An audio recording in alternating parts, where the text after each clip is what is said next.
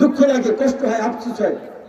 সারা বাংলাদেশের বিএনপির নেতা কর্মীরা, ছাত্র দল, যুব দল, মূল দল, মায়ের কাছে তো মামু বাড়ির গল্প বলার কিছু নাই নাকি?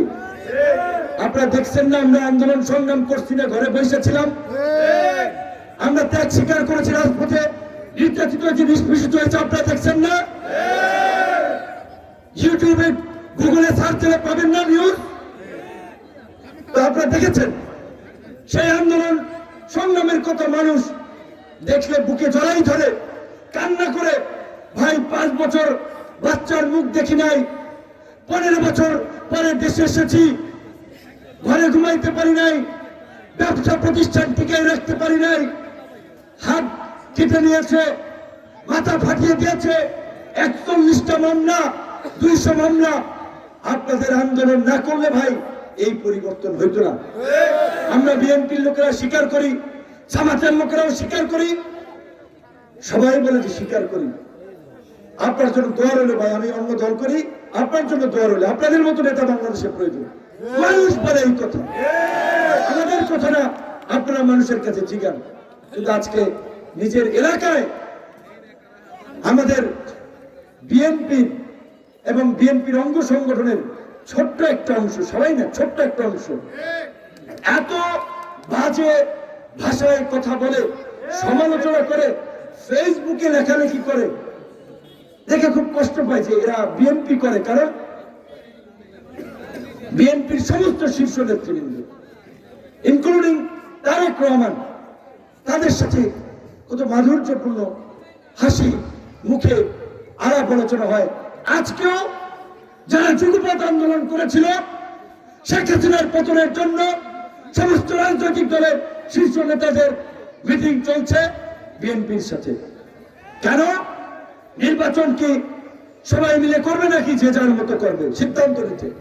কারণ আমরা মনে করি আগামীতে কেউ এককভাবে এই রাষ্ট্র চালাতে পারবে না, ক্ষমতায় থাকতে পারবে না। কাজেই যদি অহংকার থেকে পতন হয়ে যায়, মুসিবত সবার কপালে আসবে। কাজে এই জন্য আলাপ আলোচনা চলছে, যে কারণ আন্দোলনটা সবাই মিলে করেছিলাম, অথচ এইখানে আমাদের একই বিশ্ববিদ্যালয়ের ভাই, আমি দোয়া করি আল্লাহ তার কল্যাণ দান করুক, তাকে অনেক দূরে গিয়ে নেক, আমি দোয়া করি।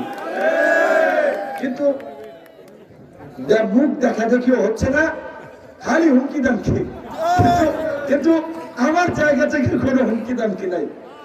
আমি চাই ইনশাল্লাহ আমার ভাই আমার সাথে মঞ্চে এসে আন্দোলন সংগ্রামের একজন নেতা হিসেবে, সে একটা দলের কেন্দ্রীয় সদস্য, আমি তো একটা দলের প্রধান, সে সিনিয়র ভাই, কিন্তু তারা ক্ষমতার সময় বিএনপির দায়িত্ব পালন করেছে, সুযোগ সুবিধা পাইছে। কিন্তু আমরা ওই চরের পোলা হয়ে সামান্য একজন নিম্ন মধ্যবিত্ত পরিবারের সন্তান হিসেবে কিছুই পাই নাই, রক্ত দিয়েছি, আহত হয়েছি, রাজপথে সাপের মতো শুয়েছিলাম বাইরের পরে, কিন্তু হাল ছাড়ি নাই। আর আমরা হাল ছাড়ি নাই বিদায় আজকের পরিবর্তন। কাজেই আশা করি একটা সৌজন্যমূলক সম্পর্ক আমার ভাইয়ের কাছ থেকে আমরা অ্যাপ্রোচ দৃষ্টিভঙ্গি আমরা দেখতে পাবো, এবং ইনশাল্লাহ তাকে ট্র্যাক মার্কার প্রচারও আমরা পাবো। আমার ভাইয়ের সাথে যারা আছেন, আমার আর রক্ত দেবো, আমরা এই স্লোগান পরিবর্তন করতে চাই। আর কত রক্ত দেবো ভাই? রক্ত তো দিয়েছি, আর কেন রক্ত দেবো? আর এক ফোঁটা রক্ত দেবো না, এবং কারো রক্ত ঝরতেও দেবো না। আমরা একটা সম্প্রীতির বাংলাদেশ চাই, সহনশীলতার বাংলাদেশ চাই, আমরা ঐক্যের বাংলাদেশ চাই, সংঘাত সহিংসতা নয়। এই নতুন বাংলাদেশ বিনির্মাণ করার জন্যই আমরা লড়াইটা করেছিলাম। কাজে আর রক্ত আমরা দেব না, এবং কেন রক্ত ঝরতেও দেব না।